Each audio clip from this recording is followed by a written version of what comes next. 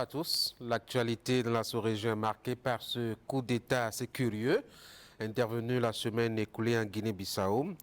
Umaru Sissoko Embalo, qui avait défié tout le monde pour engager une course pour un autre mandat, a été déposé par les militaires. Les poursuites venaient ainsi de mettre fin à un processus électoral qui était en cours alors que les deux protagonistes, notamment le président sortant et son principal challenger et opposant, réclamaient chacun de son côté la victoire. Ça va être donc le principal sujet de nos échanges sur ce plateau ce soir, où nous allons examiner un peu l'ambiance politico-militaire de la sous-région et la bonne santé de la démocratie. Anissé Kalosuke, bonjour. Bonjour Tanguy. Alors, quand on observe un peu, les chiffres ils sont assez inquiétants. De 2020 à 2025, on a à peu près une douzaine de coups d'État militaires. Et en dehors du Tchad, du Soudan et, mettons, du Gabon aussi récemment, tout le reste est situé en Afrique de l'Ouest. Alors, l'Afrique de l'Ouest a un problème avec la démocratie, ou c'est plutôt Jacques Chirac qui avait raison en disant que la démocratie est un luxe pour les Africains? Alors, moi, je pense que avec le recul, on ne peut pas dire que Jacques Chirac a eu tout à fait tort. Parce que le vent qui avait soufflé de l'Est, qui avait balayé les côtes ouest africaines et qui avait obligé tous les États qui étaient sous régime de dictature entre griffes à se conformer au discours de la Baule, ce vent a entraîné un certain nombre de changements dans ces pays-là, dans lesquels les citoyens n'étaient pas forcément prêts à s'adapter à la nouvelle exigence politique que l'Europe nous faisait. Et je pense que la réponse à cette problématique pourrait se trouver un peu dans ce que disait le professeur Maurice Aranz-Ouglélé lors de lorsqu'on faisait la popularisation de la nouvelle constitution de la nouvelle constitution de en 1990, 90, oui. où il disait que il faut absolument qu'avec le vent qui souffle là, pour qu'on ne soit pas dépassé par les événements, qu'on fasse en sorte que les fondamentaux de la démocratie soient enseignés. Que la Constitution soit enseignée à partir de l'école primaire. Que les questions touchant aux droits de l'homme soient enseignées à partir de l'école primaire jusqu'à l'université. De façon à ce que le citoyen ait l'élévation mentale nécessaire pour comprendre au fur et à mesure que les tests qui ont été désormais adoptés appellent de la part du citoyen un certain comportement. C'est cela que les pays dont vous parlez tantôt ont essayé de faire, mais je crois qu'ils ont tous échoué. Ils ont tous échoué à le faire parce que ce qui se passe réellement, c'est que le citoyen dans la sous-région ouest-africaine n'est pas encore formaté pour comprendre tout ce qui s'attache comme devoir à l'exercice de la démocratie et tout ce qui s'attache comme droit à l'exercice de la démocratie. Et quand je parle de citoyens, les dirigeants sont également l'émanation de ces citoyens et c'est normal que parfois les dirigeants ne comprennent absolument rien à ce qui se passe parce qu'ils n'ont pas internalisé les nouvelles règles qui ont été établies depuis 1990. C'est quand même curieux, hein? Ça fait quand même 35 ans qu'on y est. C'est curieux qu'on n'ait pas quand même réussi à se l'intégrer, ce que c'est que la démocratie, comment est-ce qu'elle doit fonctionner. Oui, c'est-à-dire que nous n'avons pas adopté le bon cheminement qui aurait consisté à mettre tout le monde dans le bain et à faire en sorte que tout le monde acquiert les fondamentaux de la démocratie et que ces fondamentaux deviennent un réflexe pour le citoyen. Nous n'avons pas fait ça. Et donc, nous sommes restés à faire de la démocratie électorale pendant 35 ans et nous avons laissé le citoyen avec la mentalité qu'il avait en 1990. C'est quoi la démocratie électorale? La démocratie électorale, c'est-à-dire que la démocratie ne se vit que pendant la période électorale et puis après, on passe à autre chose. C'est un peu ça. Nous essayons en fait de tenir des élections et ça donne le sentiment que nous sommes un grand pays démocratique, alors qu'à l'intérieur, si on enlève les élections... Est-ce que vous n'exagérez pas un peu? On a quand même des structures internationales de sondage qui ont montré que la liberté d'expression avançait et que son respect était de plus en plus de principe. On a vu quand même un bon fonctionnement relatif des institutions, ça fait partie de la démocratie. On a vu que certains pays ont réussi quand même d'une manière ou d'une autre à faire défiler en griffe des dirigeants à la tête de ces États-là et de répondre normalement à un certain nombre d'exigences qui sont évaluées par les institutions de Bretton Woods, etc., qui nous ont permis de réajuster un certain nombre de choses. On ne peut pas dire que totalement tout est mauvais. Non, on ne peut même pas dire que c'est mauvais. Parce que nous avons été tous amenés à faire on va dire le cheminement que nous faisons actuellement. Nous n'avons pas choisi ça. C'est le reste du monde qui nous oblige à avoir la marche que nous avons aujourd'hui. Et cette marche, c'est quoi? C'est qu'il y a des fondamentaux qui permettent à ces institutions qui vous donnent de l'argent de mesurer la valeur de ce que vous faites sur le terrain. Mais ces institutions ne se préoccupent pas du tout de ce que devient votre pays quand vous avez fini de respecter les règles de liberté, de démocratie et tout ça. Parce que vous allez voir que il y a une sorte de déséquilibre dans la formation même que nous donnons aux citoyens. Nous avons au sein de la République aujourd'hui quantité d'experts.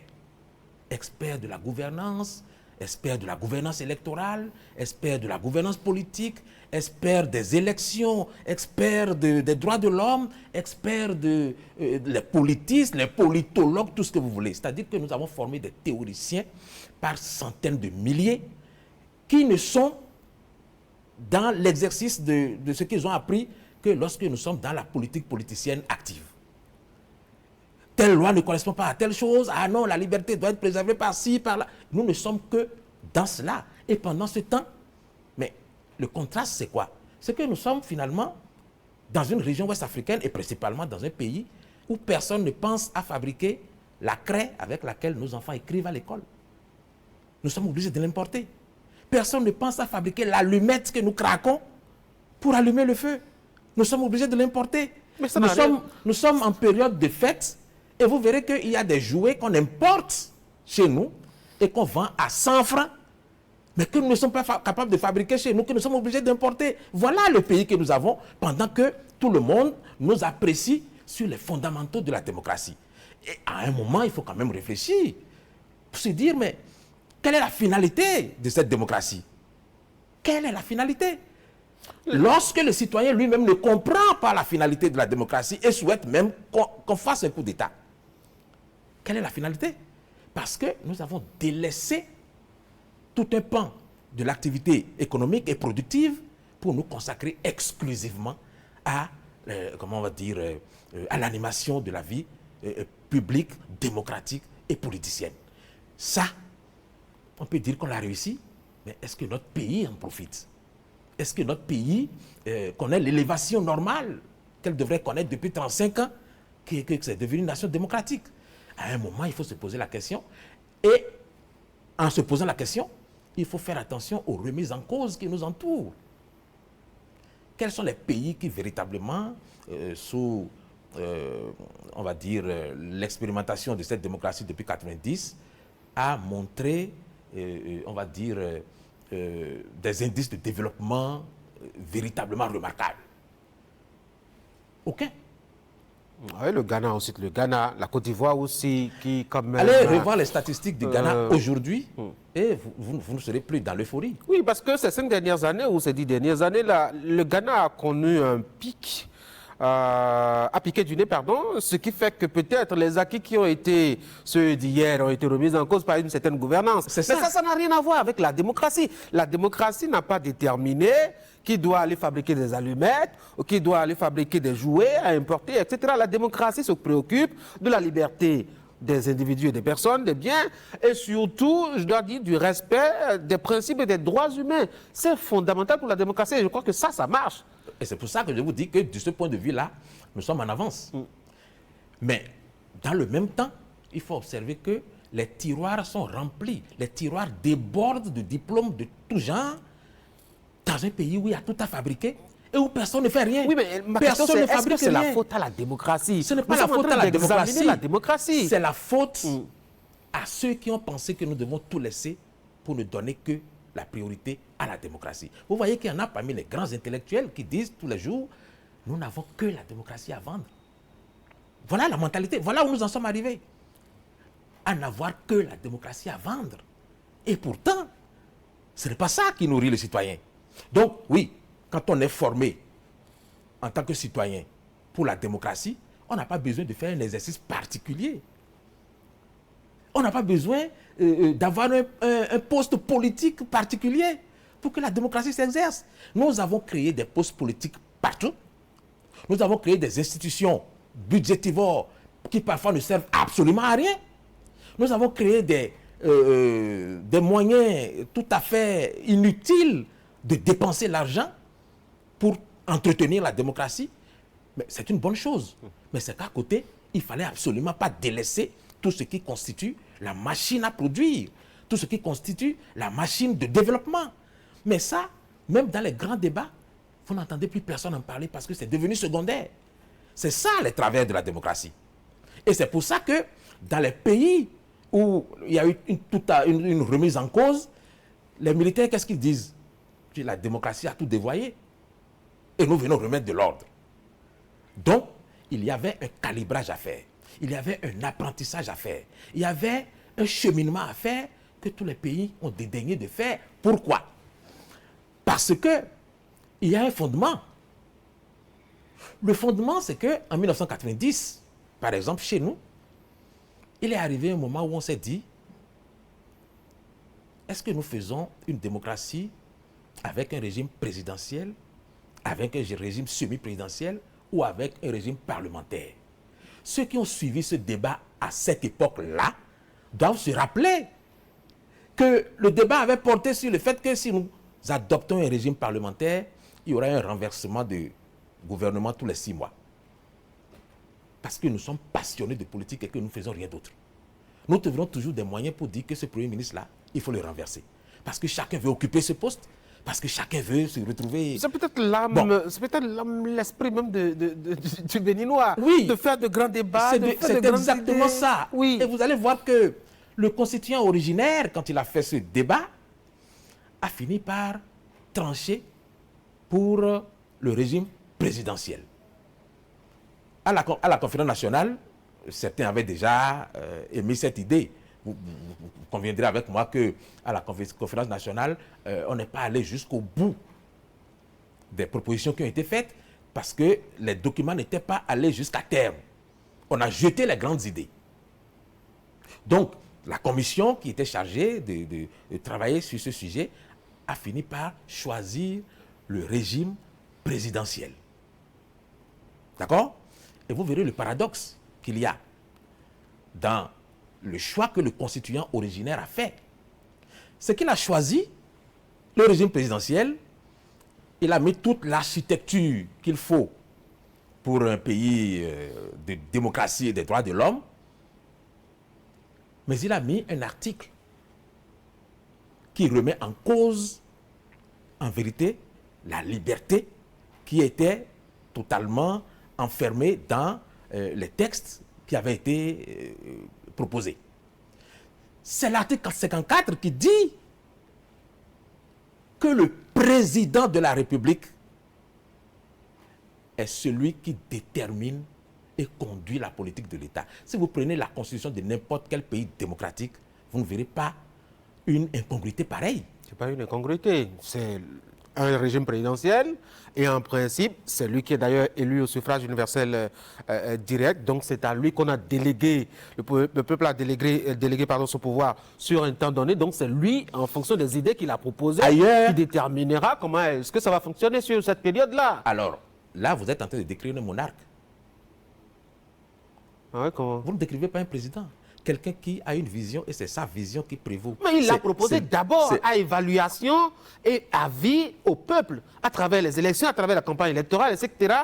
Et le peuple s'y est retrouvé et l'a validé. Donc ce n'est plus en tant que tel un dictateur, c'est quelqu'un qui a proposé des idées autour desquelles on a changé et puis qu'on a validé. Je suis d'accord avec vous, mais vous êtes d'accord aussi avec moi que ce qu'on dit pendant la campagne, c'est pas ça qu'on fait quand on est au pouvoir. Mais il n'y a rien du tout pour obliger le président de la République à faire ce qu'il a dit pendant la campagne électorale. Il n'y a rien, aucun mécanisme qui dit que le président de la République doit recueillir l'accord de qui que ce soit lorsqu'il décide de changer complètement ce qu'il avait dit pendant la campagne et de faire autre chose. Que fait le Parlement alors? Puisque le Parlement est là pour le contrôle de l'action du gouvernement. Et en principe, si on n'est pas dans le contexte dans lequel on est, quelqu'un qui a fait un projet de société, qu'il a proposé au peuple, dans un contexte où le Parlement a suivi tout, quand même peut justement, ce Parlement, évaluer les propositions de budget et autres plans de développement à l'aune de ce qui a été proposé pendant la campagne. Lisez bien les attributions du Parlement nationale. et vous verrez que le constituant s'est arrangé pour que l'Assemblée ne soit jamais un frein à l'action de l'exécutif. Ah oui. Et même lorsque l'Assemblée décide de ne pas voter un texte, la loi donne les prérogatives au président. De prendre une ordonnance mais dans un certain et nombre de continuer. Dans un certain nombre de cas. Dans Et un de certain nombre prendre de cas autant de figure. d'ordonnances Oui. qu'il veut dans l'année. D'en prendre autant qu'il veut. Donc, il n'y a pas de frein à l'hégémonie, à la toute-puissante hégémonie du chef de l'État. Et c'est pour ça que lorsqu'il faisait campagne en 2016, Patrice Talon disait déjà que le président de la République du Bénin a des pouvoirs exorbitants et qu'il faut limiter les pouvoirs du président de la République. Il a dit, et même lorsqu'il est venu au pouvoir, il a encore dit, quand il envoyait le premier draft du projet de révision de la Constitution, oui. il le disait aussi. Vous voyez? Mais dans tout ça, pourquoi le constituant a-t-il voulu que nous ayons un président Aussi fort. aussi fort? C'est parce que si vous enlevez cette disposition-là de la Constitution ou que vous l'améliorez ou l'arrangez d'une façon à ce que le président ne soit plus en état de toute puissance, l'échafaudage s'écroule. Sans un président fort, on ne peut pas. Et le constituant originaire avait bien perçu ça. Si nous n'avons pas un président qui a tous les pouvoirs, le pays n'avancera pas. Et c'est pour ça que le constituant originaire a donc mis cette disposition-là que personne à ce jour ne querelle. Vous n'entendrez jamais. On dit le président de la République est un tyran. J'ai entendu un grand théoricien de la démocratie dire récemment, il est parti de l'autoritarisme à l'autocratie et puis maintenant il est dans la tyrannie. Mais ce sont les pouvoirs que la Constitution lui donne.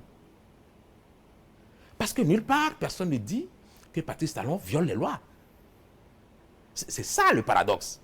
On dit que c'est un tyran, on dit que c'est un dictateur, mais personne ne dit qu'il viole une loi.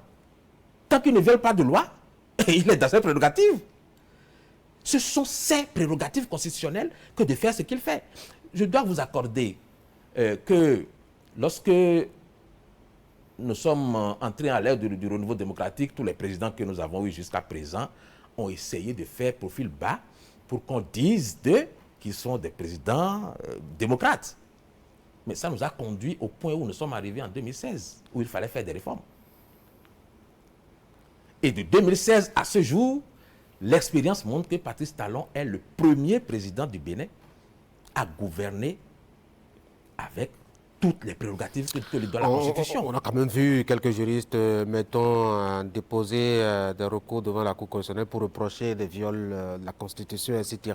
Et qu'avait dit la Cour? À certaines occasions. Déposer les recours, c'est rien. Oui. Qu'est-ce que la Cour avait dit? Vous connaissez l'opinion des citoyens par rapport aux prises de position de la Cour, soit qu'elle soit dirigée par X ou par Y. Je suis désolé. Je suis désolé, mais dans ce débat. Non, je suis désolé. Moi, je vous ai toujours dit, les décisions de la Cour sont querellées, mais c'est après qu'on les brandit encore, les mettre décision pour dire ce que la Cour avait dit. Oui, pour constater un peu ces va-et-vient dans ces prises de décision par rapport à des sujets sur lesquels on le reprend de façon continuelle. Et je crois que le débat a été fait, on l'a engagé ici, pour dire que même quand le constituant a donné autant de pouvoir, mettons, au président, pour que la démocratie puisse en tout cas marcher et que le président puisse tenir le pays afin qu'il avance, le pays n'a pas avancé. Donc ce n'est pas un problème de test ni de la forme du pouvoir qu'on a concédé à X ou Y. Il s'agit justement, et comme vous avez commencé à le lire, il s'agit d'affecter justement aux citoyens, je dois dire, les normes et les connaissances qu'il faut pour continuer ou accompagner justement le processus. Non. Et c'est ça qui n'a pas été fait. Ce que je voulais dire plutôt en faisant ce développement, c'est que le constituant originaire savait que nous n'étions pas prêts. Ah oui? Nous n'étions pas prêts. Nous n'étions pas prêts à faire ce qu'il fallait faire sans qu'on nous y oblige, sans qu'on nous mette la pression. Oui, mais tous les peuples partout dans le monde ont toujours été des peuples, mettons, aventuriers, obligés parfois de faire les choses pour rester dans les normes, etc. Ce n'est pas une particularité de Bénin. Non, mais c'est une particularité des pays qui ne sont pas démocratiques. Ah oui? Alors, dans un pays démocratique, on ne vous contraint pas. Vous savez ce que vous avez à faire. Et vous connaissez vos droits, vous connaissez les limites de ce que le président peut faire. Vous savez ce qu'il n'a pas le droit de faire. Et lui-même sait ce qu'il n'a pas le droit de faire. Il sait ce qu'il ne peut pas oser faire. Vous voyez? Mais par contre, chez nous, ça n'existe pas. Si vous mettez une démocratie réelle, comme un régime parlementaire, par exemple, qui est l'une des formes les plus abouties de la démocratie, Oui. vous verrez très bien que nous ne sommes pas prêts. Un régime parlementaire, vous verrez tout de suite que nous ne sommes pas prêts. Parce que les querelles politiciennes vont toujours l'emporter sur tout le reste. Et je pense que ce qui s'est passé depuis 1990, c'est que nous nous sommes plus préoccupés d'être de bons élèves de la démocratie que de travailler à avoir des pays qui avancent. C'est pas une faute. Que de travailler à avoir des pays qui avancent. Oui. Et je dis, la finalité, c'est que le pays avance. Et ça nous ramène à ce que constatait Boni Yayi pendant qu'il était au pouvoir. Une démocratie qui ne nourrit pas les citoyens, ce n'est pas une bonne démocratie. Nous avons une bonne démocratie sur le papier. Nous avons formé des tas de personnes dont la démocratie est le fonds de commerce et qui se nourrissent que de la démocratie. Et pendant ce temps, personne ne s'occupe du développement du pays. Personne ne s'occupe de ce que nous produisons et de ce que nous ne produisons pas.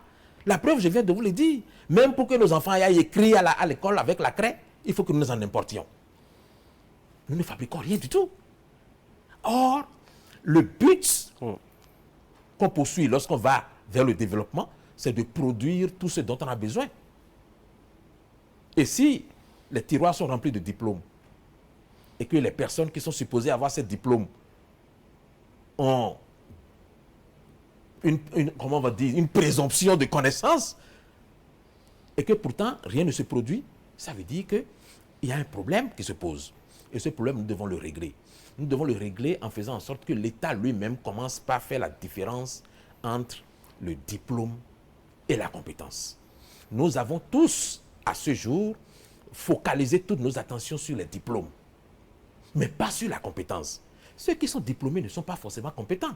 Parce qu'avec le diplôme, il faut ensuite acquérir le savoir-faire et le savoir-être. Et nous sommes obligés d'aller chercher des experts dans différents domaines pour venir nous appuyer dans ce que certaines personnes sont payées pour faire. Ça ne pose pas un problème. Ça pose un problème que nous n'ayons pas d'industrie, que nous n'ayons pas comment on va dire, une corporation de personnes qui travaillent à produire ce dont nous avons besoin. Ça devrait poser un problème. Aucun partenaire au développement, aucune institution internationale ne vous fera remarquer ça. Si vous violez les droits de l'homme tout de suite, ils vont tous se lever pour dire « Ah, vous êtes en train de reculer ». Mais aucun de ces organes, de ces organismes ne vous dira « Votre pays n'avance pas du tout puisque vous ne produisez rien depuis 1990, vous ne produisez rien ». Vous ne formez que des gens qui portent la cravate et qui viennent parler du français, qui sont des érudits en matière de gouvernance politique. Mais vous ne produisez rien du tout. Et quand vous ne produisez rien, c'est que la jeunesse est au chômage. Quand la jeunesse est au chômage, il se passe ce qui se passe dans chacun des pays dont nous avions parlé tout à l'heure. On a l'impression que tout est à la faute à la démocratie. Pourtant, dans son fonctionnement et telle qu'elle a été conçue, elle ne devrait pas être un frein au développement des autres secteurs tels que vous le soulignez. Qu'est-ce qui s'est passé pour que les gens soient plus préoccupés justement par l'activité politique plutôt que d'aller à la production et justement, mettons, à la compétence? Ailleurs, les gens ont grandi et ont finalement secrété la démocratie. Nous n'avons pas grandi, nous avons décrété la démocratie avec l'état mental que nous avions. Oui, parce que nous avions eu une expérience que nous ne voulions plus revivre. On a passé 18 années justement avec des militaires qui ont engagé beaucoup de slogans plutôt que de nous engager sur des voies de réalisme. Je vais peut-être vous décevoir en vous disant encore une fois que peut-être en 90, si on avait eu recours à un référendum, est-ce que vous abandonnez la révolution ou est-ce que la révolution continue? Il y a des chances que les populations aient voté la continuité de la révolution. Il y a toujours des nostalgiques. Il y a toujours des nostalgiques de pouvoir. Non. Oui. Vous ne comprenez pas. Dans la mentalité et même dans la tête de ceux qui ont convoqué la conférence nationale, oui, il s'agissait de faire des ouvertures, de créer des espaces de liberté dans le système qu'ils sont venus trouver et surtout de faire en sorte que ceux qui sont venus d'ailleurs puissent s'intégrer dans ce système-là pour qu'ensemble, nous puissions continuer à partir du niveau où nous étions là pour grandir. On était à un très mauvais niveau. On avait saccagé l'économie, les gens n'étaient plus payés, il y avait de la grève un peu partout. Le vrai problème qu'il y avait, c'était la récession économique. Et c'était ce que les citoyens voulaient en 90, c'était retrouver leur pouvoir d'achat. Les questions de politique politicienne n'étaient pas véritablement l'affaire des citoyens. Comme ça ne l'est pas aujourd'hui davantage. C'est une classe politique qui fait son jeu, qui estime que, bon, on fait ceci, on fait cela. D'accord? Donc, en 1990, ce dont le citoyen avait l'aspiration majeure du citoyen, c'était de retrouver son pouvoir d'achat. Un problème qui pouvait être réglé par des choix politiques clairs. Et les choix politiques dépendaient des visions de chacun, des systèmes de gouvernance, démocratie, révolution, etc., etc. D'où, justement, cette bagarre qu'on peut avoir sur la scène politique, bagarre d'idées, je veux dire, sur la scène politique, où les gens proposent ceci pendant que d'autres proposent cela. Oui, c'est vrai. Et il y a eu beaucoup de propositions pendant cette période. Oui. Je vous renvoie à un article du doyen Maurice Chabi, au lendemain de l'ouverture de la conférence nationale, qui avait, dans une rubrique qui était intitulée Point de mire, qui développait que nous ne sommes pas encore une nation. Et que si on fait une démocratie, comment vous appelez, intégrale, on va se retrouver dans une nation davantage fragilisée. Parce que les réflexes régionaux, les réflexes communautaires existent encore, ethniques existent encore. Et que ce sont ces réflexes-là qui avaient créé les problèmes pour lesquels les révolutionnaires avaient pris le pouvoir. Et que donc, en relayant la vie d'une certaine frange de la classe politique, Maurice Chabi disait que, en partant d'un bipartisme, aujourd'hui, on peut davantage maîtriser les contours de la démocratie et aller progressivement vers la démocratie, le multipartisme intégral. C'est un point de vue qui était partagé par beaucoup de personnes à l'époque. D'accord? Mais ceux qui étaient arrivés à la conférence nationale et qui étaient venus pour la plupart de l'étranger avaient une certaine idée. façon de voir les choses. Évidemment, une façon de voir les choses. Et pour eux, c'est qu'il fallait aller d'une extrême à l'autre. C'est le piège dans lequel nous sommes tombés. Il fallait aller d'une extrême à l'autre. En considérant que le système révolutionnaire était un système de confiscation totale des libertés, ce qui n'est pas le cas. Ah oui? Ah non. Malgré les emprisonnements et autres, les syndicalistes vous diront deux mots, ils ne seront pas d'accord avec ce que vous dites. Je suis d'accord avec vous que la démocratie, que la révolution avait ses travers, de gros travers, et qu'il y avait une certaine répression, et qu'il y avait beaucoup d'injustice. Ça, je vous l'accorde. Surtout lorsque ça commençait à s'essouffler, on réprimait davantage. Qu'il fallait tenir les rangs. Mais à l'intérieur, nous avons vécu ça. Il y avait une vraie démocratie à l'intérieur. Ah ouais? Oui. Comment les ça? commissaires du peuple à l'Assemblée nationale révolutionnaire, c'était des gens comme vous et moi, Tanguy. Comment? Des gens qui ne connaissaient personne, qui n'avaient pas d'argent. Mais on ne les choisissait que sur deux critères. Premier critère, engagement patriotique. N'est-ce pas? Le zèle. Qu'il était mesurable à rien du tout, que peut-être à la maîtrise des slogans et des chants révolutionnaires. Je pense que nous en aurions eu besoin aujourd'hui encore, si c'était possible, oui. Réciter à tue-tête si des nous slogans avions, dont on n'est pas convaincu. Si nous avions Qui vous a dit qu'ils n'étaient pas convaincus? Ils n'étaient pas convaincus parce que justement, quand on dit bonne gouvernance et autres, dans le temps, patriotisme et autres, et qu'on les mettait, on a vu, je dois dire, la gestion qu'ils ont faite des structures d'État qu'on leur a confiées. Est-ce que c'est du patriotisme? Ce n'est pas tous. Et je vous ai dit, c'est un système qui était pourri à un moment.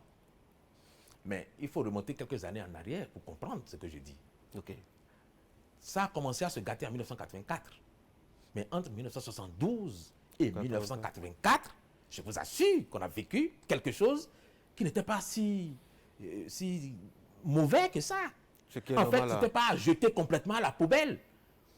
Comme je vous le disais, il y avait deux critères. Deux critères, à part le patriotisme? Il y avait le patriotisme, l'engagement patriotique, et il y avait l'intégrité morale. Voilà les deux critères sur la base desquels on choisissait les personnes qui nous représentaient. Aujourd'hui, on choisit selon des critères que personne ne peut dire, mais dans ces critères-là, il n'y a pas l'intégrité morale et il n'y a pas l'engagement patriotique. Comment voulez-vous qu'on ne tombe pas? Comment voulez-vous que nous ne chutions pas? Quand nous choisissons les personnes que nous envoyons dans la gestion des affaires de l'État, dans la gouvernance parlementaire, et que nous ne faisons pas attention à leur moralité, ni à leur engagement patriotique, comment voulez-vous que nous ne chutions pas? Donc, nous sommes tombés parce que ces valeurs-là, nous les avons perdues. Et si nous avons perdu ces valeurs-là, c'est normal que nous soyons en train de tâtonner parce qu'aujourd'hui, chacun sauve sa tête. Chacun fait carrière. Plus personne ne se préoccupe réellement du pays. Et ça nous a amenés là où nous sommes arrivés à un moment où il a fallu que tout le monde décide que nous devons réformer. D'accord? Et c'est parce que nous faisons peut-être ces réformes, nous autres, que nous n'avons pas encore connu de coup d'État. Ah ouais? Ça peut vous paraître paradoxal, mais c'est bien possible. Si nous n'avions pas engagé depuis 2016, c'est ça? Si nous n'avions pas, depuis 2016, engagé certaines réformes dans le pays, peut-être bien que l'armée aurait déjà trouvé des raisons de prendre le pouvoir. Je ne dis pas que ça devrait être ça, mais je dis que c'est possible, puisque personne ne sait de quoi... personne ne peut dire ce qui se serait passé si on avait continué avec le système exact que nous avions en 2016. C'est-à-dire organiser les élections à bonne date, ne pas proroger des mandats, ne pas changer la Constitution, faire exactement comme on a fait depuis 1990. Il y a eu le coup d'État. Pourquoi est-ce qu'il y aurait eu le coup d'État alors qu'il n'y en a pas eu depuis 1990 à 2016? D'abord, de 1990 à 2016, le fruit n'était pas mûr. En 2016, le fruit était mûr. Et je vous renvoie au constat de ceux qui étaient aux affaires et qui ne sont plus aux affaires aujourd'hui. Et qui avaient déjà fait le constat que ça ne peut pas continuer, ça ne peut pas. Vous êtes d'accord? Et de 2016 à ce jour, il y a peut-être eu des réformes que nous pouvons quereller, sur lesquelles nous pouvons nous battre, sur lesquelles nous pouvons nous déchirer, si vous voulez. Mais ces réformes, dans l'ensemble, visent deux objectifs. C'est d'abord de réduire la part, on va dire, la part de lion que prenait la politique politicienne dans la gestion des affaires de l'État. Est-ce qu'on a vraiment avancé dans la matière quand on voit un peu les réformes qu'on a opérées?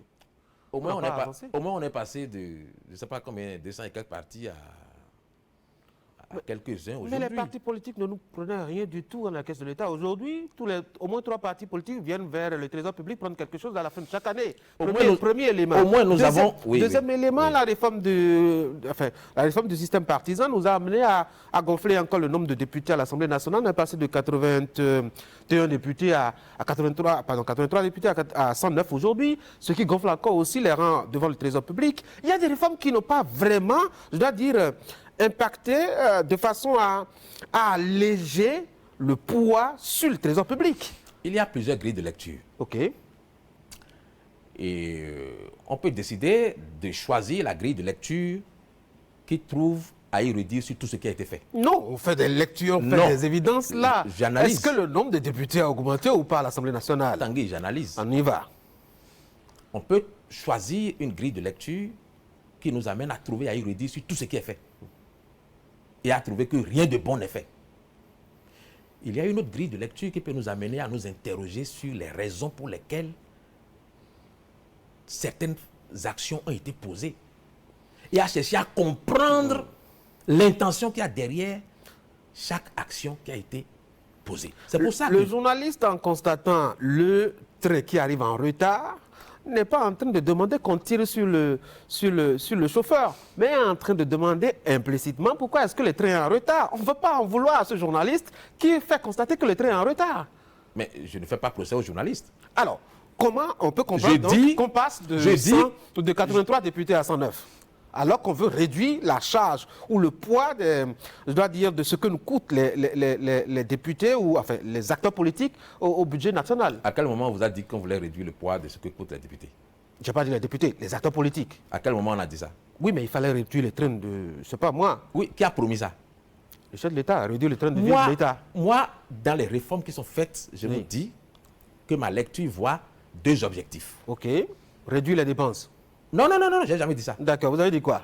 Réduire l'influence de la politique politicienne dans la gestion des affaires de l'État. Que les 200 partis, pour fonctionner, ne soient pas obligés par leur leader de venir chacun négocier une part du gâteau national de façon à ce qu'il n'y ait plus possibilité de faire quoi que ce soit dans la cohérence et dans la cohésion et de ne plus s'attacher aux tâches de développement national. Quand vous êtes obligé par le chantage d'un directeur, d'un chef de parti, de le nommer directeur au port de Cotonou sans savoir s'il en est même capable. Quand vous êtes obligé de le nommer ministre sans savoir s'il est capable. Quand vous êtes obligé de le mettre dans une ambassade ou quand les postes politiques sont négociés sur la base des partis politiques, quelle marge de manœuvre le président a pour travailler à développer le pays? Aucune marge. Aucune. Et la plaie que nous avions jusqu'en 2016 était celle-là. Si je ne trouve rien, je te mets les bâtons dans les roues. Pourtant, vous avez dit... Et on est obligé de trouver quelque chose à tout le monde. Oui, mais vous avez et on est obligé de faire des dépenses que vous ne mentionnez pas. Lesquelles? Pour que toutes les lois qui sont votées à l'Assemblée nationale soient votées, il faut toujours aller payer les députés. Il faut toujours aller leur donner de l'argent. Vous ne pouvez pas espérer voter un budget si vous ne donnez pas l'argent. Le député, même qui vous soutient, il ne votera pas. Donc, le marchandage politique a quand même cessé. Le chantage politique a quand même cessé. Et je pense que c'était l'objectif principal de la réforme du système partisan. Moi, c'est la lecture que je fais. Parce qu'il n'y a pas, je ne vois pas un autre objectif plus important que celui-là. Et c'était important de le faire. Ça peut être vu maladroitement, ça peut être... Mais le problème aussi, c'est que nous avons des intellectuels très nombreux qui sont prompts à faire de la critique, qui sont prompts à faire des remises en cause, mais qui ne proposent jamais rien. Si la réforme telle que proposée n'est pas bonne, qu'est-ce qu'on aurait dû faire? Vous avez déjà lu ça quelque part? Oui, mais... Non, mais je ne comprends pas. Vous avez vu la dernière réforme... Cette façon que nous avons de faire la politique, oui, et qui consiste à toujours critiquer, sans jamais dire, mais de notre point de vue, voilà ce que nous... Moi, j'ai deux questions. Est-ce que les critiques, et ne jamais dire ce qu'il faut faire, n'ont jamais arrêté les acteurs politiques de faire ce qu'ils veulent faire? On ne les a jamais arrêtés. C'est ce que nous avons toujours fait jusqu'à présent, mais on ne les a jamais arrêtés. On ne va pas continuer. Deuxième question, vous trouvez que c'est normal? Le président, vous l'aviez dit, le président est très fort. Le président, à l'issue des assises de 1990, est très fort. À quel moment il a perdu sa force pour que les acteurs politiques, les partis politiques soient des moyens qui bloquent son action de sorte à ce qu'il ne puisse plus avancer à l'aune ou à l'horizon de 2016? C'est là le problème. Il est resté très fort, le président. Mais alors, pourquoi est-ce que... Mais comme je vous ai dit, les prédécesseurs de Patrice Talon n'ont jamais utilisé toutes leurs prérogatives. Et ont, pour la plupart, versé dans la facilité du populisme. Ils veulent être bien vus. Donc, il y avait des lois qu'on devait appliquer qui n'appliquaient pas. À la différence de Patrice Talon, on en reviendra pour que je vous explique après un autre concept, parce que j'observe que Patrice Talon a pesé de tout son poids et de toutes ses prérogatives constitutionnelles sur la vie publique. Vous verrez bien que quand une loi doit être appliquée, elle est appliquée selon sa vision. À lui. À lui. Ce sont ses prérogatives. Oui, personne ne lui a jamais Quand discuté. une loi ne lui plaît pas et ne correspond pas à sa vision, Il n'applique pas. il ne la viole pas. Il demande qu'on la lui remplace, qu'on la lui change. Ah oui? Il allait me changer ça. On l'a vu lorsqu'on a voulu élire des maires à un moment, et que ça ne correspond pas trop à sa vision. Il a dit arrêtez tout, allez me changer la loi de telle façon et bien, après, appliquez-la. Il n'a pas violé. C'est sur ses prérogatives. Si nous ne voulons pas que le président fasse ça, c'est qu'il faut toucher à l'article 54 de la Constitution qui peut-être peut donner à une institution ou à un groupe collégial la possibilité de conduire et de définir la politique nationale. Mais si vous faites ça, le pays est bloqué. Si vous faites ça, le pays est bloqué. En France, ce n'est pas le président de la République qui détermine la politique nationale, c'est le gouvernement. Si vous dites au Bénin que c'est le gouvernement qui détermine la politique, vous allez voir des ministres, 3 mois après, vont sortir du gouvernement pour dire « je ne m'associe plus à ce qui se fait là, c'est du n'importe quoi », comme s'ils avaient la prérogative, autant que le président de la République, de décider de ce qu'on doit faire. Vous voyez ce que je veux dire? Donc, on laisse au président de la République tout seul la faculté de décider, de définir la politique. Et ça, c'est là où se trouve toute la force. De définir la politique. On ne dit pas que l'Assemblée doit être d'accord. On ne dit pas que les opposants doivent être d'accord. On ne dit pas qu'une majorité doit être d'accord. Il l'a défini et il l'a conduit à sa guise. Si nous avons eu des présidents qui, jusqu'à présent, ont été modérés dans leurs élans, ce n'est pas le cas de Patrice Talon. Et je pense que c'est pour avoir expérimenté ça que Patrice Talon lui-même, avant de partir, est en train de faire les dernières réformes que nous observons depuis quelques jours. Vous avez parlé de réformes, ça me permet d'ouvrir justement et d'embrayer. J'espère que véritablement ces réformes vont mettre à l'abri et définitivement, en tout cas pour un temps relativement long, je dois dire tout ce à quoi nous assistons dans la sous-région et qui amène justement les militaires à intervenir sur la place publique et dans le débat politique. Même si on sait que parfois ils ont avancé des alibis. Hein. Je ne vois pas pourquoi est-ce qu'en Guinée-Bissau par exemple, alors que le processus électoral est en cours, qu'on arrête tout ça pour dire qu'on est en train de faire un coup d'État. La dernière réforme, c'est celle constitutionnelle. Et là, déjà, on a fait un débat ici sur le procédé où on est allé à l'Assemblée nationale avec un petit brouillon qui a circulé rapidement, qu'on a dû retirer de la circulation rapidement pour aller voir, je crois, quelque part en privé, réviser tout ça pour revenir et sans l'exhiber, proposer cela à la plénière au nom de ce fait que les députés sont élus, donc sont suffisamment intelligents pour tout connaître. Et on a fini de voter pour aller faire une campagne électorale. On a déjà fait ce débat sur le processus. Maintenant, le contenu. Il y a quand même un certain nombre de choses qui ont été, ma foi, apportées au document qui provoquent encore le débat. La question du Sénat, par exemple. En quoi est-ce que c'est encore pertinent dans ce contexte maintenant? C'est vrai qu'on a commencé le débat avant, mais on avait promis y revenir parce qu'on ne savait pas tous les contours qu'on avait affectés justement à l'institution. Maintenant, on en a eu une idée. Un petit cercle, je dois dire, d'anciens hauts responsables de ce Bénin-là qui vont se retrouver comme des juges, alors que la Cour constitutionnelle, justement, avait un petit rôle qui ressemble un peu à ça, qui vont aussi, à la limite, légiférer d'une manière ou d'une autre, puisqu'ils auront leur opinion à donner sur les lois. Le Parlement a ça aussi, le président de la République a ça aussi. Finalement, on a grignoté sur les pouvoirs des uns et des autres pour constituer un petit groupe de privilégiés. Oui, on peut voir ça comme ça. Je vous ai dit, tout est question de grille de lecture. Oui. Ouais, on peut décider que, bon, parce qu'on n'a pas compris, parce qu'on n'a pas été associé, c'est une connerie. Moi, je n'ai jamais demandé à être associé.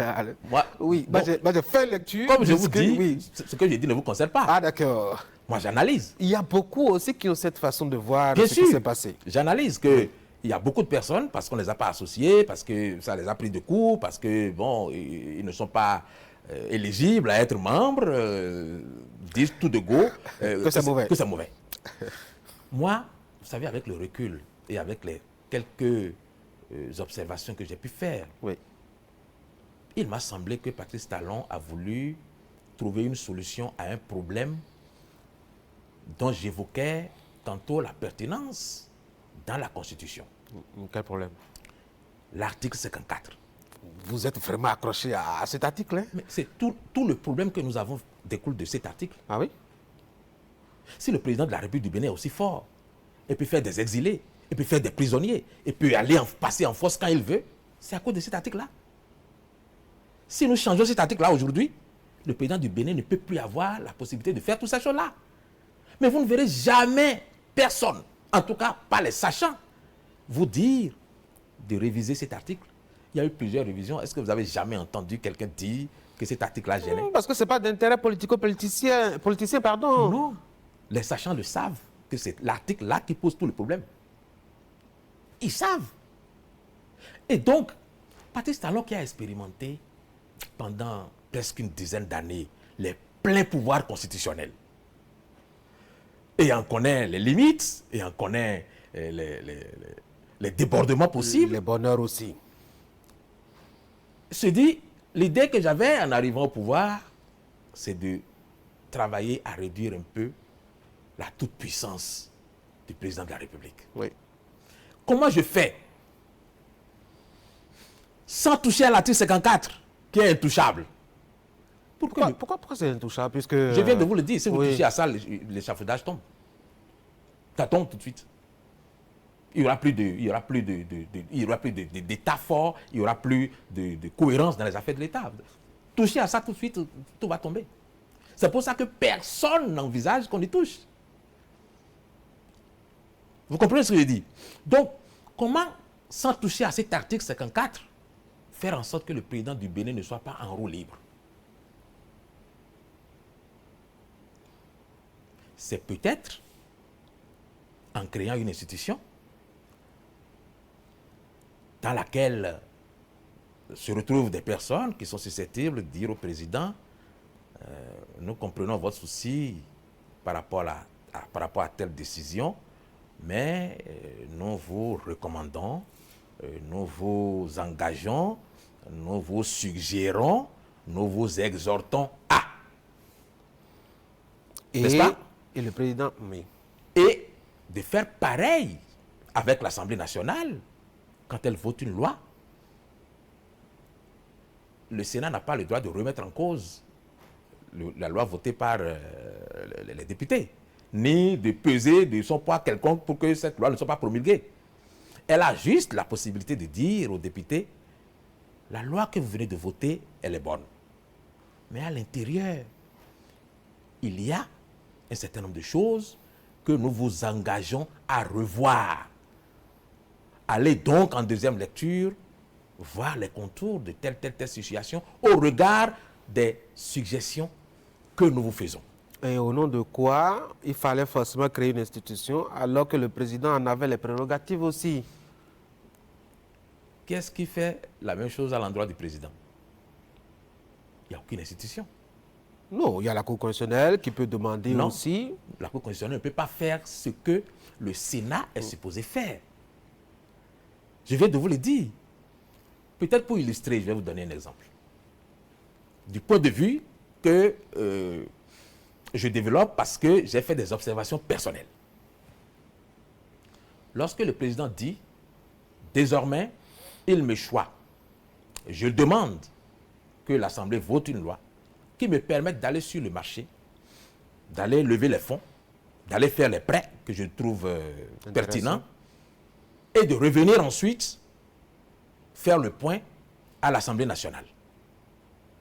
Lorsque le président dit ça, il y a derrière un souci d'aller bien et d'aller vite.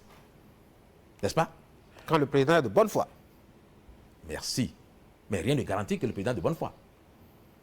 C'est pour ça, et parce que rien ne garantit que le président est de bonne foi, que s'il y avait eu un Sénat, le Sénat aurait dit aux députés qui ont voté mécaniquement parce qu'ils sont d'une majorité et que pour eux, quand c'est le président qui envoie, ça passe. Le Sénat aurait pu dire, messieurs les députés, la loi que vous votez, nous en avons compris le souci. Vous voulez que le président aille vite? Eh bien.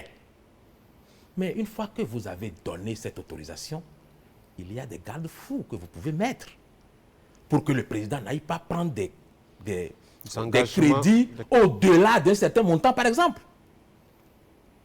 Je dis par exemple que le président ne puisse pas recourir à cette méthode-là à longueur d'année, systématiquement.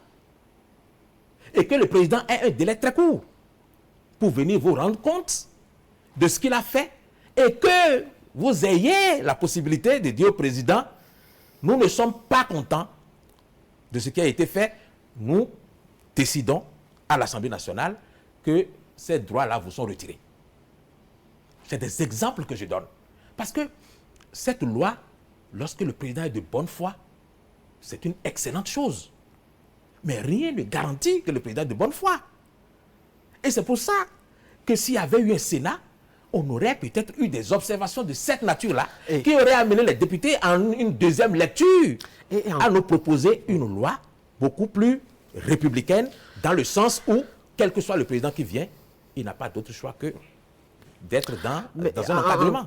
En quoi est-ce que les observations, les exhortations avec les formules diplomatiques que vous aviez évoquées engagent une Assemblée nationale qui est mécaniquement majoritaire et qui répond d'un oui ou d'un non du président de la République? En quoi est-ce que 1000 observations du Sénat pourraient changer son attitude? C'est ça le problème. Quel est le pouvoir de coercition ou d'obligation ou de contrôle ou de maîtrise de situation que le Sénat peut engager justement pour accompagner, je ne veux pas dire contraindre, accompagner le législateur à être objectif dans ses votes et dans ses lois? Merci. Et vous faites bien de dire que le Sénat n'a pas un pouvoir de coercition. Le Sénat ne vient pas peser sur les institutions pour leur retirer leurs prérogatives. Comment il fait pour conseiller pour amener les gens vraiment, parce qu'on peut me conseiller de bonnes choses, je suis libre de prendre ou de ne pas prendre. Je pense que là-dessus, il n'y a pas de loi pour dire à l'Assemblée nationale, si vous ne vous conformez pas à ce que dit le Sénat, il y a problème. Chacun est dans ses prérogatives. Et le rôle du Sénat n'est pas à mon sens, d'après ce que j'ai lu, n'est pas d'obliger l'Assemblée nationale à revenir sur une loi. Non, c'est de leur dire, nous conseillons une deuxième lecture parce que. Et c'est ça qui justifie, si vous voulez, la composition de ce Sénat. Vous voyez bien que, pour que vous puissiez dire au président de la République et aux députés, avec un certain succès, au regard de ce que nous avons été amenés à étudier, nous vous exhortons à, nous vous demandons de, nous vous recommandons de. Il faut déjà être quelqu'un qui est en mesure de dire cela. Avoir participé à la gestion des affaires de l'État à un niveau très élevé. Et avoir déjà par le passé dans sa vie politique ou politicienne, si vous voulez, dit au président par le passé, ah, monsieur le président, par rapport à telle situation délicate, je vous recommande d'eux. Je vous prie d'eux.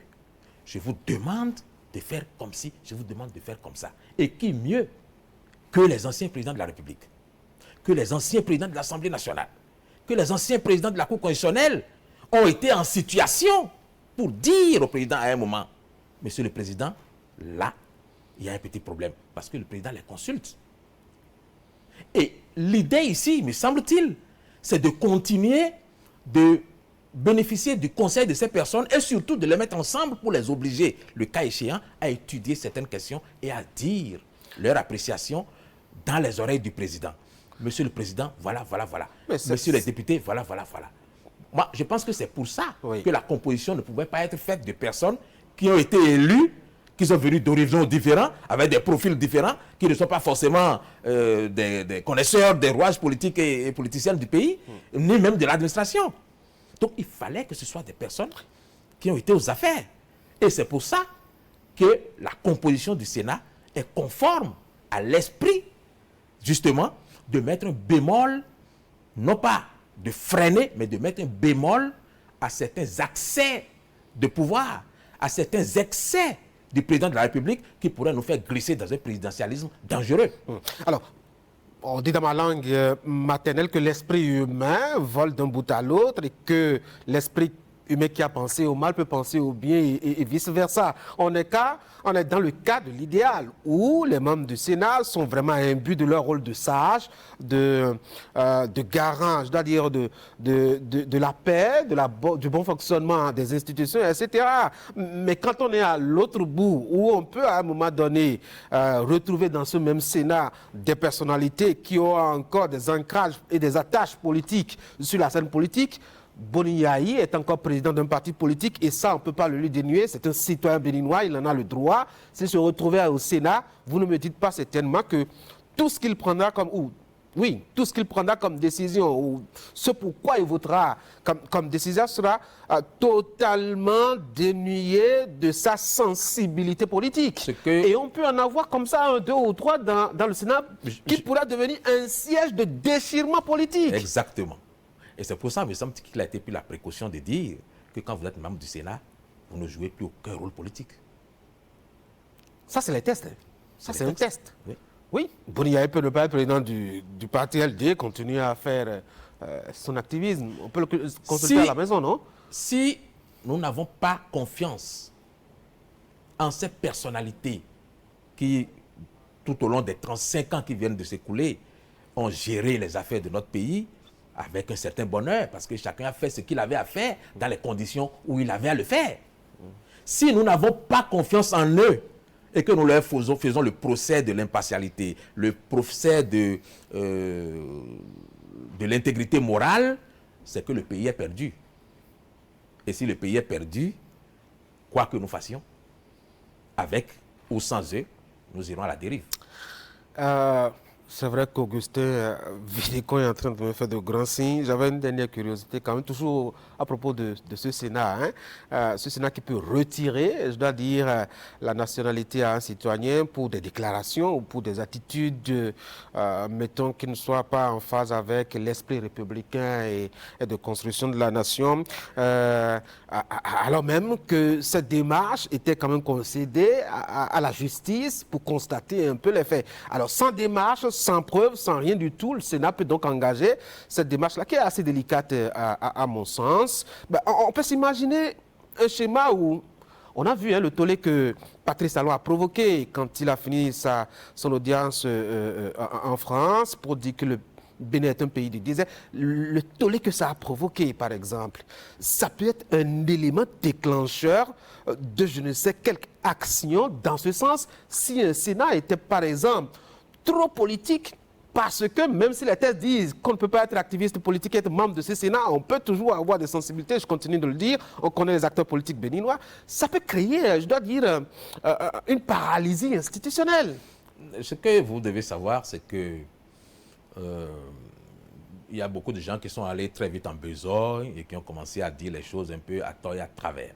Moi, je doute fort que un Sénat décide du jour au lendemain de retirer la nationalité à un citoyen parce qu'il aura critiqué, parce qu'il aura... Non, je pense pas critiqué. Je pense que ce qu'on essaie de dire ici, de mon point de vue, c'est que dans les combats politiciens que nous faisons, nous devons faire en sorte de protéger le pays, quoi que cela coûte. Tout à fait. Nous devons protéger l'image du pays. Nous devons faire en sorte que notre pays ne soit pas jeté en pâture. Comme ça, à ceux qui ont envie d'y trouver le repère des démons de la planète. Et il y en a beaucoup parmi nous qui confondent complètement les choses et qui, en voulant s'en prendre au président de la République, foulent complètement au pied l'image du pays et détruisent complètement l'image du pays sans se préoccuper des dégâts qu'ils font parce que pour eux, on a le droit de s'exprimer, on est libre de s'exprimer et ils ne savent pas qu'il y a des limites. Je pense que ce qu'on essaye de faire aujourd'hui, c'est de ramener un peu le sens patriotique qui permet aux citoyens de savoir jusqu'où ne pas aller trop loin. Et comme je le dis, c'est bon de prendre des textes, ce sera toujours bien d'avoir des institutions, mais le mieux, ce sera d'éduquer le citoyen pour que chacun sache quelles sont les limites qui sont autorisées dans chaque action qu'il pose et dans chaque pas qu'il pose. Anissé Carlos Oké, merci. C'est moi qui vous remercie. Mesdames et messieurs, c'est la fin de cette émission. Merci d'avoir été là. Prenez soin de vous.